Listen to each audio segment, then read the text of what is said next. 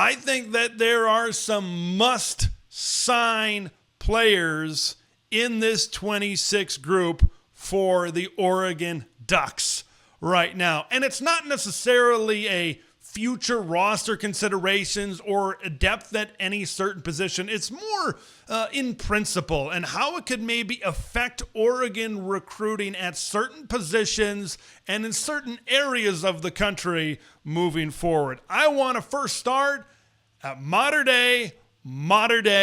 It is the number one high school football program in the United States of America, and it has become a really good pipeline of talent in Southern California for the Oregon Ducks, certainly in these past few seasons.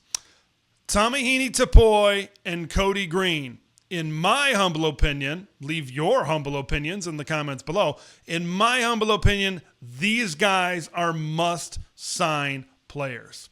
Let's start first with Tom, defending Trinity League MVP. What did we just talk about on the last edition of TSOW? Bot Mulatalo, switching from defensive line to only wants to play offensive line at the college level, thus decommitting from Oregon. Those two parties certainly didn't match up on the change in position for Bot. Like this was, it still is as it currently stands, but this was a haul of what they had from the defensive line in the class of 2026. Tony Tuioti was and still is doing a great job at bringing in elite level defensive line talent to the University of Oregon right now. But after losing Bot, and if they do, because there's been a lot of smoke in regards to Tomahini Tapoy, he recently visited USC. There's been a lot of smoke of him possibly flipping to the Trojans. If they do lose him, and now all of a sudden that defensive line haul goes from 4 down to 2, you've got Vialami Maloa, you've got Tony Cumberland, Tony Cumberland is a guy that is locked in, by the way, to the Oregon Ducks right now.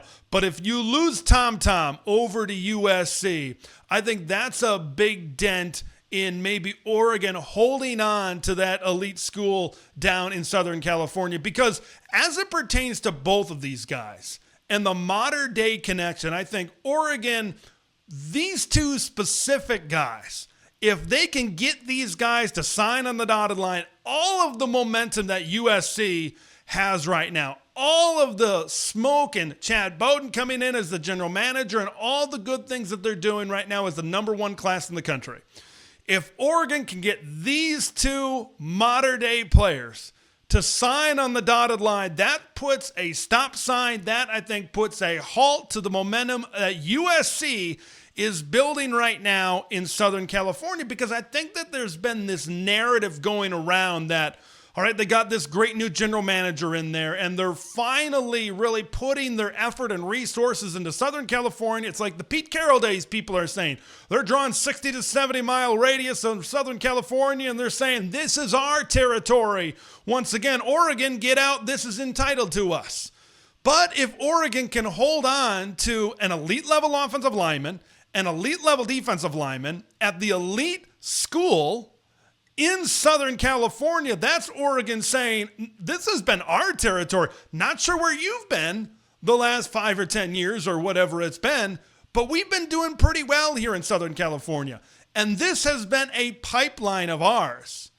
And you all of a sudden think that Oregon's just going to be kicked out of Southern California? That's Oregon saying it's going to take a lot more than a new general manager to get our presence out of Southern California, where a lot of elite level football talent, like there could be as much as 4 Mater Dei commitments, signees in this Oregon Ducks recruiting class. Like that pipeline is certainly alive and well. And that's kind of why I believe these two guys, specifically with the Mater Dei connection, is very, very important, especially in their West Coast battle with the USC Trojans right now. So got to hold on to Tomahini Tapoy on the defensive line. And then when you look at Cody Green was one of the highest risers in the last On 300 rankings. I think he's like is he a top 10 overall prospect right now? He's certainly a top 20 overall prospect is right now. So They, I think, are setting a standard in this 26 class of what they want from an offensive lineman,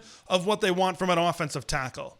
Because there's been a little bit of smoke. I don't think there's as much smoke for Cody Green to flip somewhere else than there is Tomahini Tupoi, certainly right now. So you got to hold on to him, because I think Dan and this Oregon staff really wants to take home 2 elite-level offensive tackles in this class, in this cycle. Cody Green, and then one of Jackson Cantwell and Emmanuel Iheanacho. Now, Oregon is very much in the mix for those elite level players, top 5 overall players in this class right now, but nothing is certainly guaranteed with Jackson Cantwell and Emmanuel Iheanacho.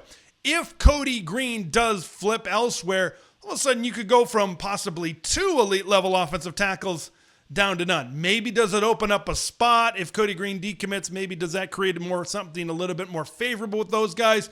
Maybe yes, maybe no. I maybe lean a little bit towards no. I think this Oregon staff really wants to take advantage of the talent level that there is at the offensive tackle spot in this class. You see kind of positions really fluctuate from year to year, but there might be no better class in recent memory at the offensive tackle position in terms of overall players and where they stack up at the tackle position than this class in 2026. If Dan can take home 2 of those elite level guys, those are going to be possibly 2 future NFL tackles protecting your quarterbacks in the near future. Hey, let's talk about quarterbacks, and I think that there is an either-or scenario must sign.